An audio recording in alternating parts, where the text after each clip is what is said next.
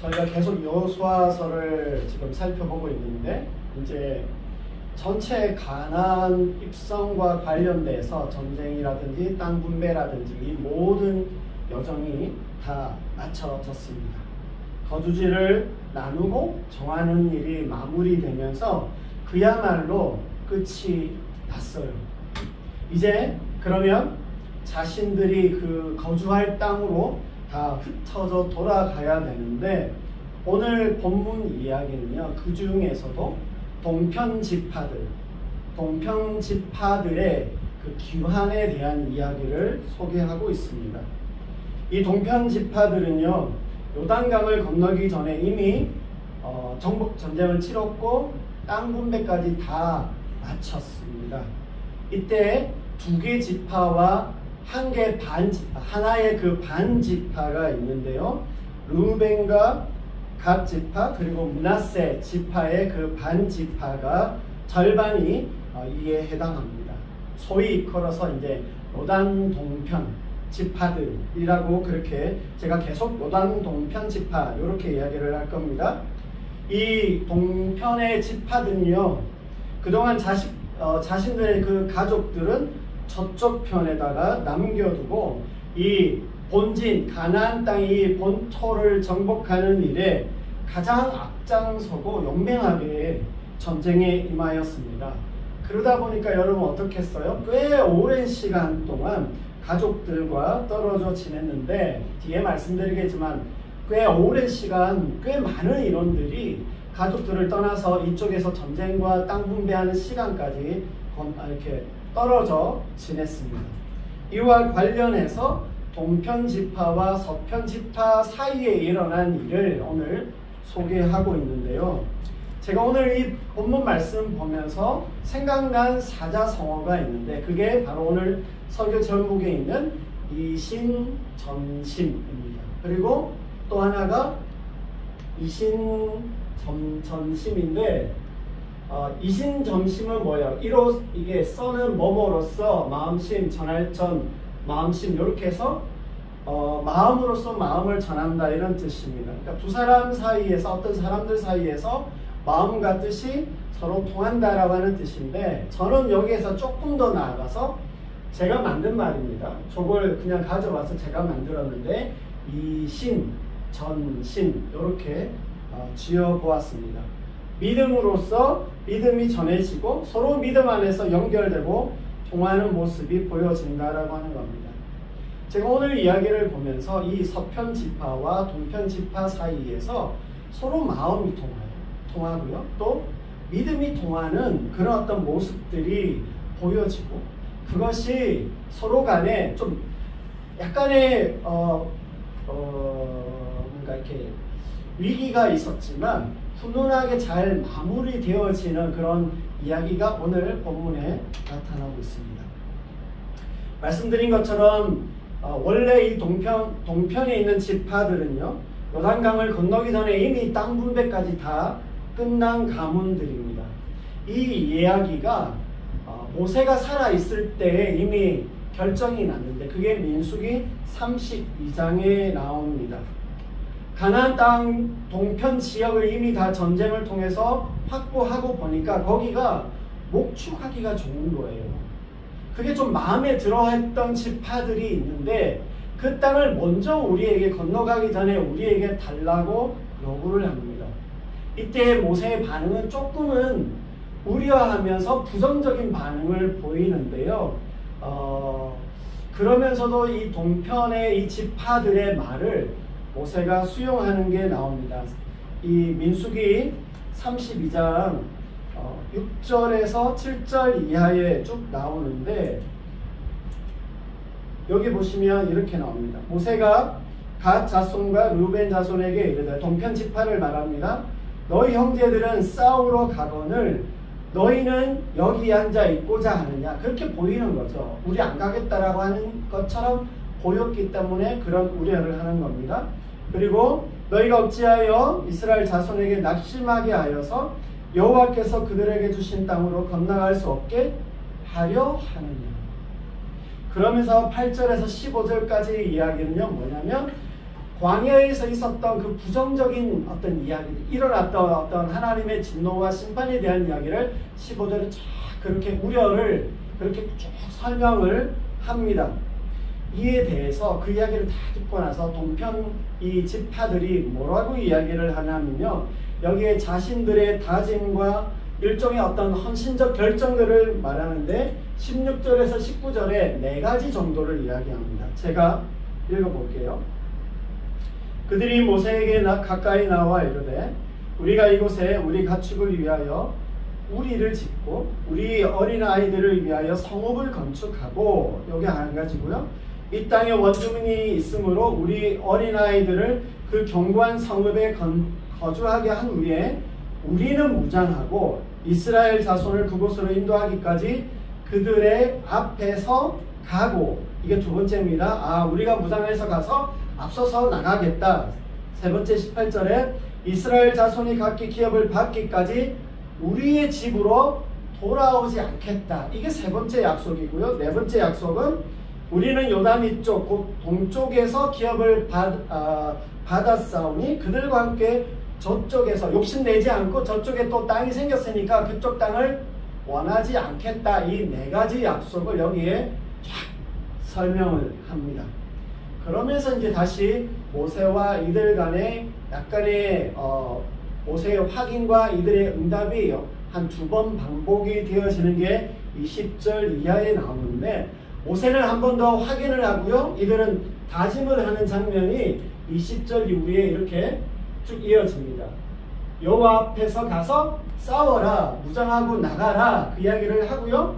그 동편 지파들은 주의 명령대로 행하겠습니다. 그리고 다시 모세가 또 이야기합니다. 나가서 싸우고 그래야 너희의 이 소유가 가능하다. 그렇지 범죄하게 되면 안 된다. 그러니까 다시 확인합니다. 우리가 그대로 행하겠다. 그러니까 모세와 동편 지파들 사이에서 이와 같은 이야기들을 쭉 그렇게 설명하는 것이 민수기 32장에 이렇게 쫙 나옵니다. 자, 동편 지파들은요, 먼저 땅을 분배받았습니다.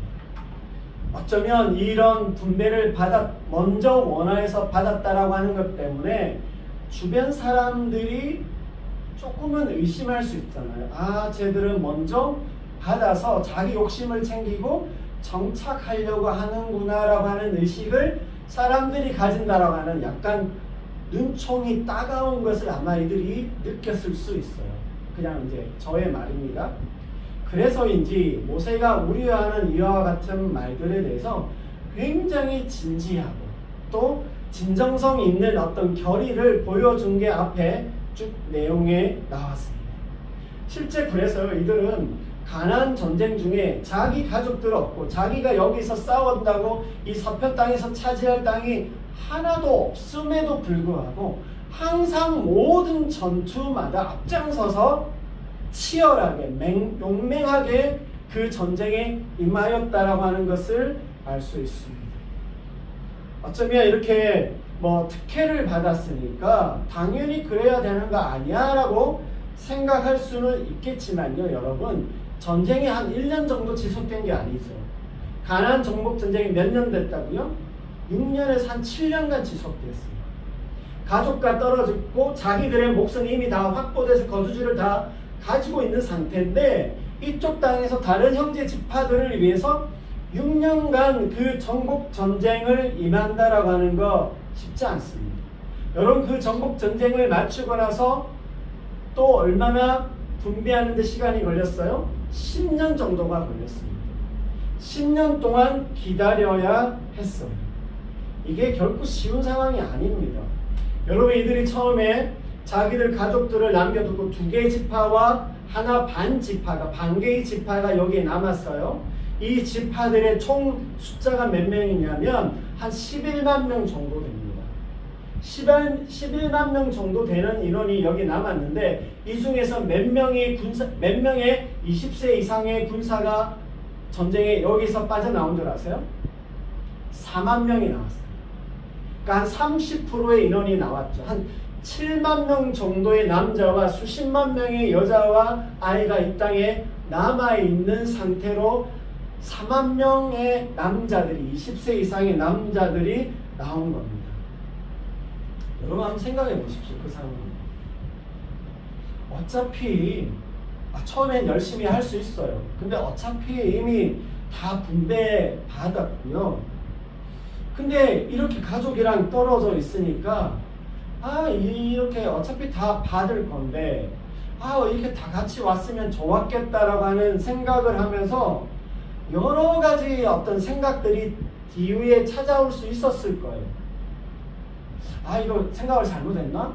본전 생각도 나고 이 가족들이 너무 그리운데, 너무 보고 싶은데, 너무 잘 지내는지 소식이 오고 가기 확인을 했겠지만 좀 걱정도 되고 막 그랬을 거예요. 근데 이렇게 또 보니까 다른 지파들은요, 우리는 가족이 없다고 매 전투마다 앞서 나가서 막 앞에서 싸우는데, 다른 지파들 중에는 사정이 생겼다고 안 나오는 사람들이 있어요. 같이 나갔던 사람들 중에 안 보여. 왜 안 나오냐? 사정이 생겼대 이러면서 안 나오는 사람들, 빠지는 사람들이 핑계를 대고 막 그러는데, 이들은 열심히 전투에 임했어요. 그 약속을 지키기 위해서 책임을 다하는 모습을 보여주었습니다. 자신들이 원했고 또 먼저 이루고 받았기 때문에 변심할 수도 있는데요. 그 마음을 바꾸지 않고 더 열심히 하는 모습을 보여주었습니다.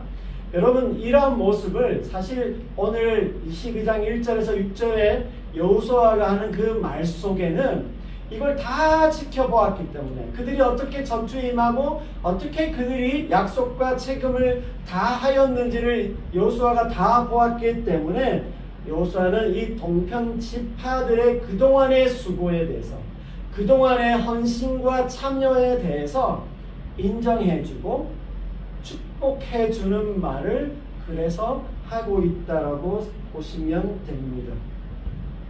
이 동편 지파들은요, 약속과 책임에 신실했습니다. 이걸 인간적으로 일리가 있다고 이야기하죠.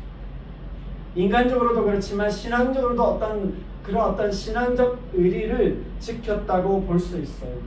처음 몇 번은 그럴 수 있고, 또 어느 정도 그 짧은 기간 동안 그럴 수 있지만, 이 긴 기간 동안에 어떻게 그럴 수 있을까 싶을 만큼 끝까지 이들이 그것을 이행해가는 모습을 보여줍니다. 자기들은 이미 다 가졌고 받았기 때문에 좀 인간적으로 어떤 느슨한 마음도 안도감도 생길 법한데, 이 뭔가 다른 지파들에 대해서 가지는 그 미안함도 있었겠지만, 아직도 자기들의 정착지를 정하지 못하고 그래서 약간의 어떤 불안정한 상태에 있는 그 사람들에 대한 그 마음, 그 함께하고 싶은 마음이 이 동편 지파들 안에, 여기에 나와 있는 사람들이든 여기 머물러 있는 사람들이든 같은 마음으로 그 기간들을 보냈다라고 저는 그렇게 보는 것입니다. 미안함도 아마 상당했겠지만 그렇지 못한 형제들에 대한 그 함께하고 싶은 마음이 깊이 자리를 잡았던 것 같아요. 먼저 이루고 먼저 받았고 나는 충분하다라고 생각하면서도 오히려 더 신실하게 성실하게 함께하고 있는 이 모습이 참 제가 볼 때 보기가 좋았습니다. 이게 정상적이고 이래야 한다라고 하는 것입니다. 그래서 좀 뭔가 끝까지 이렇게 약속 가운데 책임 가운데 성실하게 신실하게 다하는 이 모습은 오늘 우리에게도 참 도전이 되고 우리의 삶도 그래야 한다라고 저는 그렇게 생각하는데, 저는 이런 측면과 함께 조금 영적으로요, 신앙적으로도 좀 우리 자신에게 적용하면서 한번 생각해 보고 싶습니다.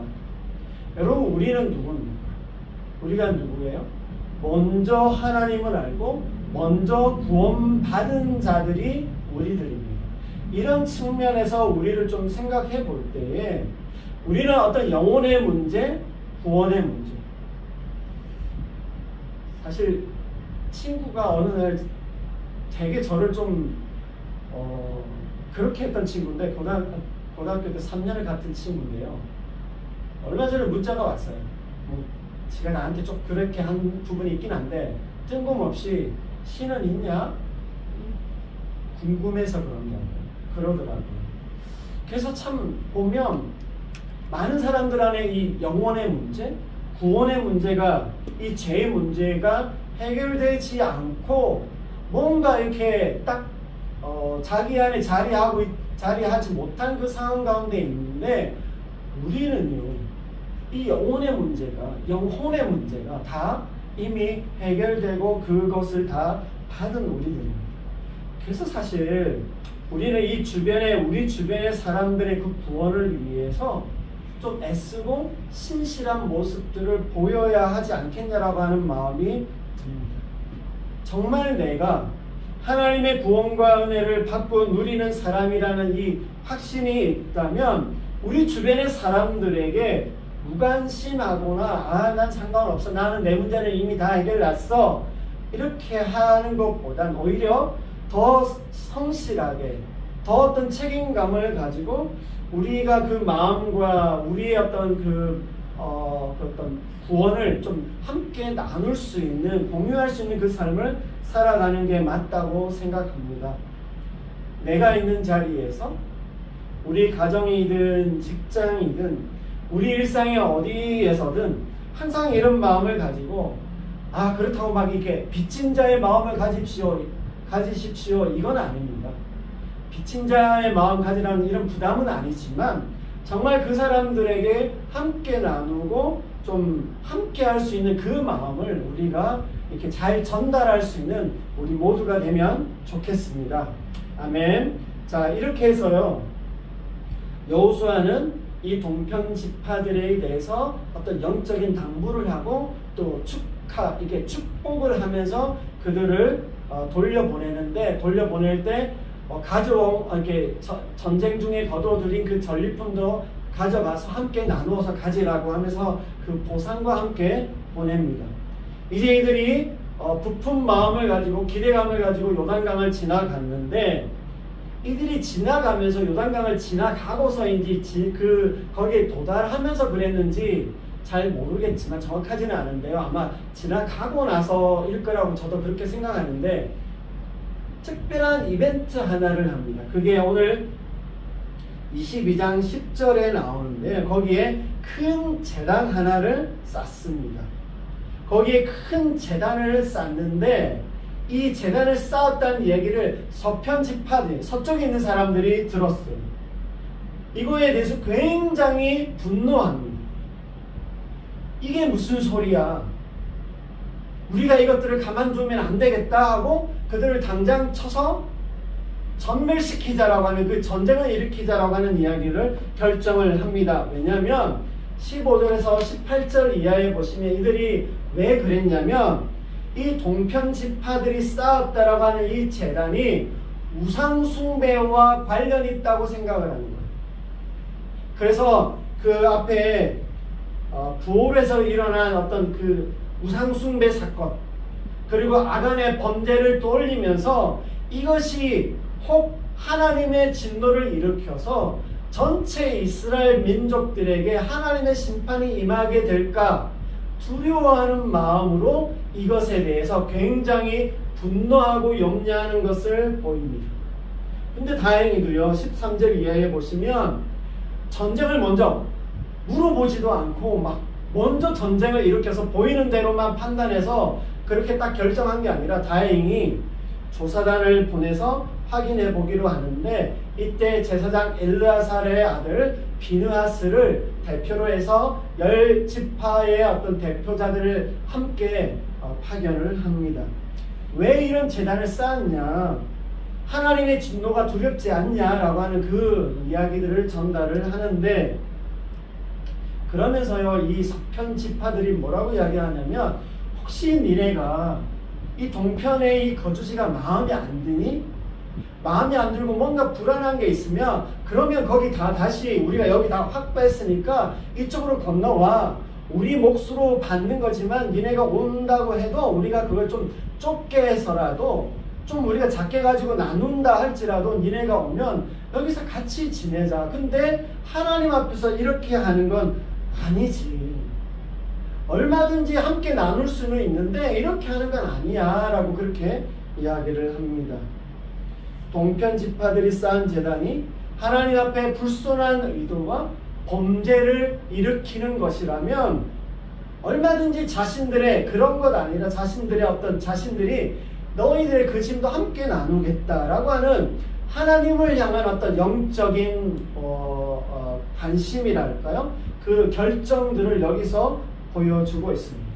그러니까 서편 지파의 지금에 보여주고 있는 반응이 뭐냐면 하나님과의 관계 안에서 하나님을 향해서 가지고 있는 어떤 그 관계의 성을 중요하게 되고 하나님이 그 중심에 있기 때문에 그 언약적 관계를 확실하게 지켜가야 된다고 하는 것에 대해서 가장 중요하게 생각하고 있다고 하는 것을 우리가 좀 볼 수 있습니다.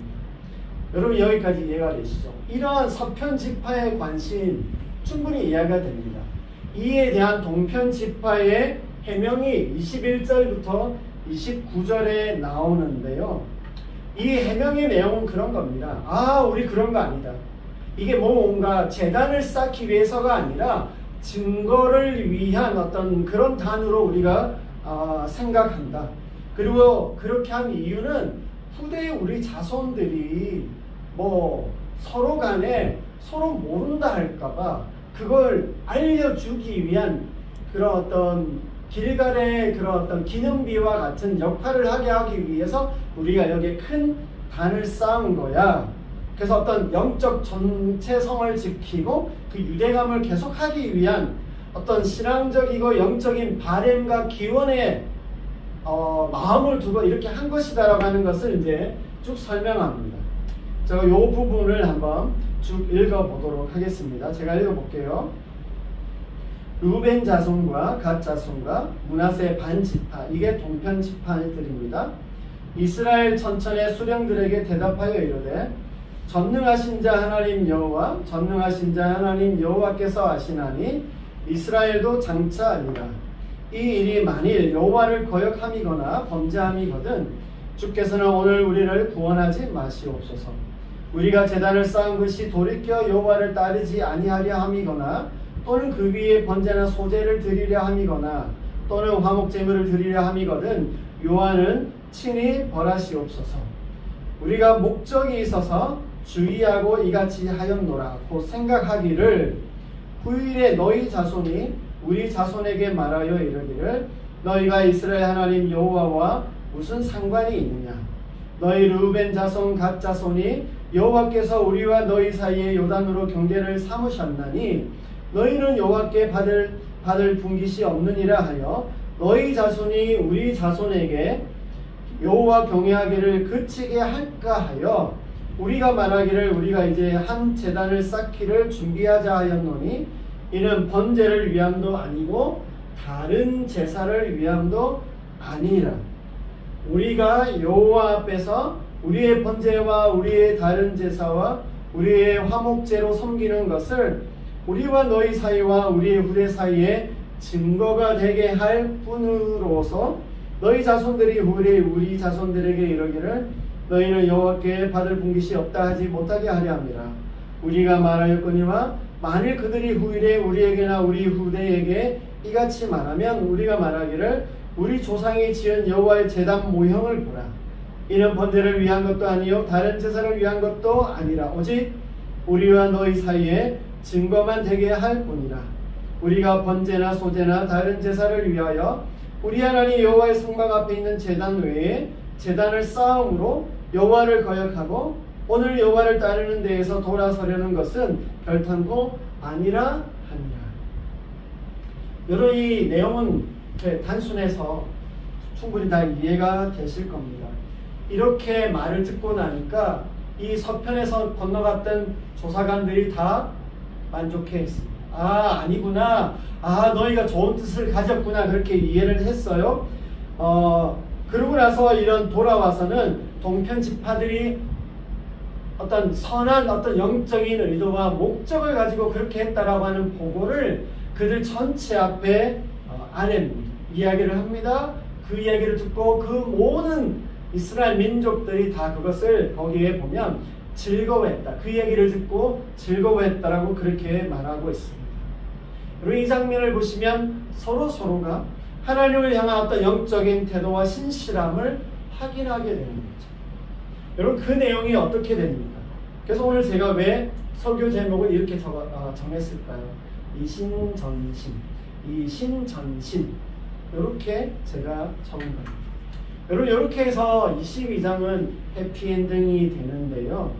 오늘 제가 이 이야기를 통해서 조금 나누고 싶은 부분들이 있는데, 먼저는 제가 오늘 이 이야기를 보면서 참 다행이고 또 이것도 우리에게 참 모범이 되어지고 우리에게 교훈을 주는구나 싶은 얘기가 뭐냐면요, 여러분, 충분히 이 서편 지파가 붕괴할 수 있습니다. 왜냐하면 예전에 그와 같은 일이 일어났을 때 하나님의 진노가 얼마나 엄청나게 그들에게 임하였는지, 하나님이 얼마나 두려운 분이신지를 그들이 경험했기 때문에 어떤 자그마한 거라도 소뚜껑 보고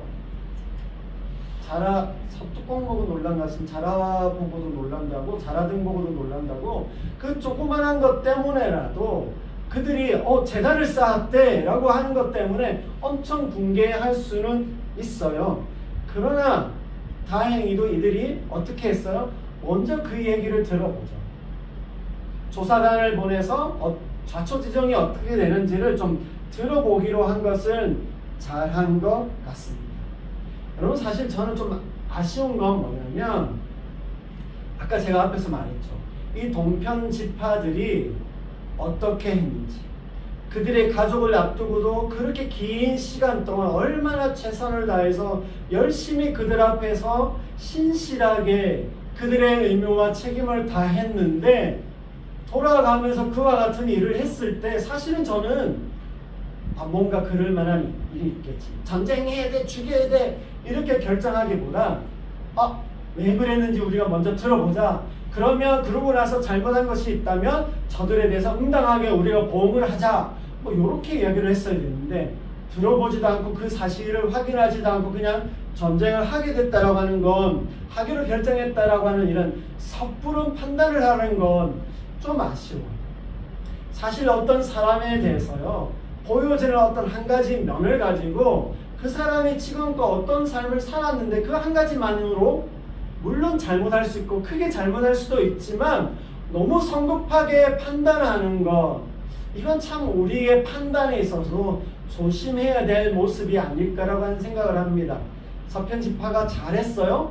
잘했지만 좀 그것만으로는 좀 아쉽다라고 하는 모습이 이와 같은 겁니다. 그래서 우리가 우리 주변에 항상 어떤 관계 안에서, 이신전심의 이런 관계 안에 있을 때 뭔가 하나 일이 터지고 뭔가 보여지는 일들이 있다고 했을 때 한 번쯤은 이유가 있겠지, 뭔가 이렇게 생각하면서 한번 그 상황을 다 이야기를 들어보려고 하는 그 마음이 먼저 있으면 좋겠다라고 하는 생각이 들어요. 그래서 사실 우리가 관계 안에서 이신전심의 이 관계가 된다라고 하는 거, 이거 참 중요한데, 서로를 신뢰하고 어떤 일이 있었을 때에도 그 사정을 들어주고, 또 정말 그렇게 했다 할지라도 그 사정을 들음으로써 좀 이해해주고, 좀 뭐랄까요, 좀 기다려주고 함께 노력하는 게 이신전심의 어떤 그런 어떤 노력이 아닐까라고 하는 생각을 합니다. 그래서 우리가 서로 간에 이런 노력할 수 있는 그런 관계를 맺어가는 우리가 되면 좋겠습니다.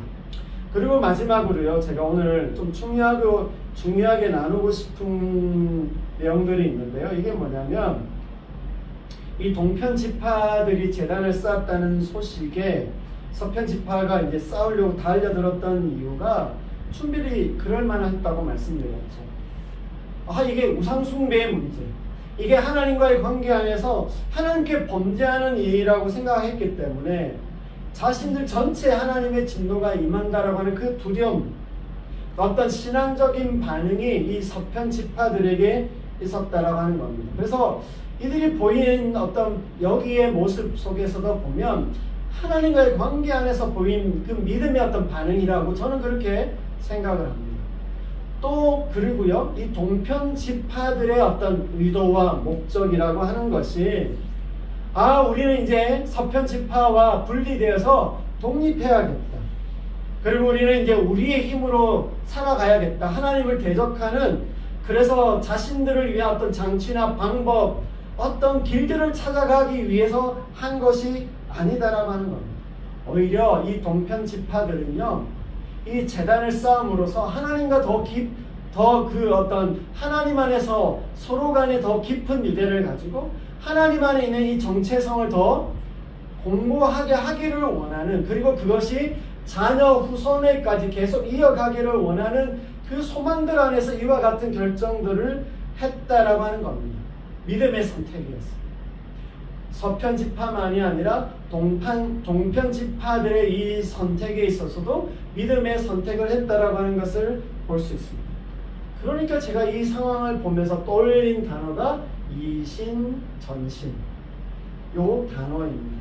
마음과 마음이 통하는 것만이 아니라 거기서 조금 더 나아가서 믿음 안에서 믿음으로 통하는, 하나님과 그 관계 안에서 하나님을 향해서 서로 하나님 앞에 그 믿음의 삶으로 서 있는 그런 모습들이 서로에게 전달되고 있는 모습들을 보는 것입니다. 하나님과의 관계 안에서 하나님을 중심으로 신앙하는 그런 어떤 선택들, 헌신들, 결정들이 이 안에 보여지는 게 보였어요. 저는 이들의 영적인 상호간에 일어난 영적인 반응들을 보면서 제가 보기에도요, 되게 기특하고요, 대견하고요, 흐뭇했어요. 그리고 도전도 되었습니다. 좀 그런 걸 좀 사모하게도 됐는데요. 여러분, 하나님이 보신다면, 하나님 보시기에 이 서편 지파와 동편 지파가 이렇게 영적으로 티키타카한다 그러죠. 영적인 이런 어떤 그 교류함이, 교제함이 있었다라고 하는 사실에 대해서 하나님 보시기에 얼마나 하나님은 좋으셨을까라고 하는 생각이 들었습니다. 하나님의 백성으로서 당연히 보여지고 나타나야 하는 그 적절하고 적합한 모습들이 하나님께서 이제 구원시켜서 백성 삼아서 땅을 딱 나누어줬는데 이들 안에서 이 장면에서 잘 나타나고 있다라고 하는 것이 하나님 참 보시기에 좋으셨을 겁니다. 여러분, 우리는 여러 맺고 있는 관계의 영역들이 있습니다. 우리가 여러 관계들이 있잖아요. 그 안에서 이렇게 하나님 안에서 뭔가 주관이 바뀌고 하나님과 함께하는 그 교류함들, 하나님을 의식하게 되어지는 그런 어떤 모습들이 서로 안에 있으면 좋겠어요. 이런 영적인 티키타카가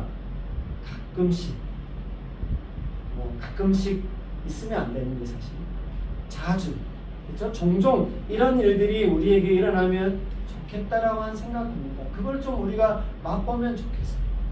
그래서요, 여러분, 천국은 어떤 곳입니까? 하나님 안에서 하나님이 중심된 이런 어떤 반응들, 결정들, 헌신들이 나타나는 그곳이 바로 천국이라고 우리에게 말해줍니다. 서로 마음을 나누고요, 서로 믿음을 나누면서 교통하는 어떤 곳이든 어떤 관계이든 그곳이 천국을 사는 것이다라고 저는 그렇게 생각을 합니다. 목사와 성도 간에도, 성도들 서로 간에도요, 이렇게 주거니 받거니 하는 관계를 한번 생각해 보시면 좋겠어요. 여러분, 이것이요, 부모와 자녀 간에도 마찬가지고요, 부부 간에도 마찬가지입니다. 이렇게 서로가 하나님이 중심이 된 어떤 헌신된 결정들, 마음들을 나눌 수 있어야 한다고 생각해요. 조금 더 욕심을 내어본다면 우리의 직장에서 어떤 친구들과의 그 관계, 그 어떤 관계 형성망이라고 할 수 있는 것, 그런 교제권 안에서도 그것을 우리가 좀 경험해 볼 수 있다면 서로 간에 그것이 도전이 되고 서로 간에 힘이 되어지고 천국을 경험하는 일이 될 것이라고 저는 그렇게 생각합니다. 마음과 마음이 서로 통해서 서로를 위해 마음을 쓰고 말하고 행동하는 것이 있으면 너무 좋겠고요.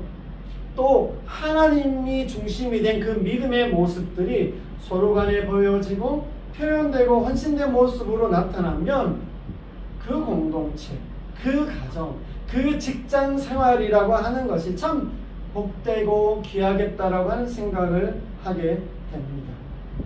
사실 저 이심전심, 저 발음하기 어렵네. 이심전심도 참 이게 쉽지 않지만 이심전심하는 이거 참 쉽지 않아요. 자주 일어나는 건 아니고 참 요즘은 참 어렵다. 우리가 영적으로도 각박한 것이 내가 그렇고 내 주변에 있는 사람도 그렇고 교회 안에서도 그렇고 그렇다라고 하는 생각을 합니다. 그러하지만 우리가 좀 소망해야 될 거 아니에요. 우리가 목표 삼아야 될 거 아니에요. 우리의 표대를 삼고 우리가 비전 삼아야 되는 것은 내 삶 안에서 내 관계망 안에서 이와 같은 일들이 일어나는 것. 그것을 우리가 좀 소망하면서 나도 수고하고 그들도 수고하고 나의 수고로 그들도 헌신하고 같이 그 안에서 교류되어지는 그런 어떤 우리의 공동체, 그 관계가 형성되어지는 우리 모두가 되시기를 주님의 이름으로 축복합니다. 아멘.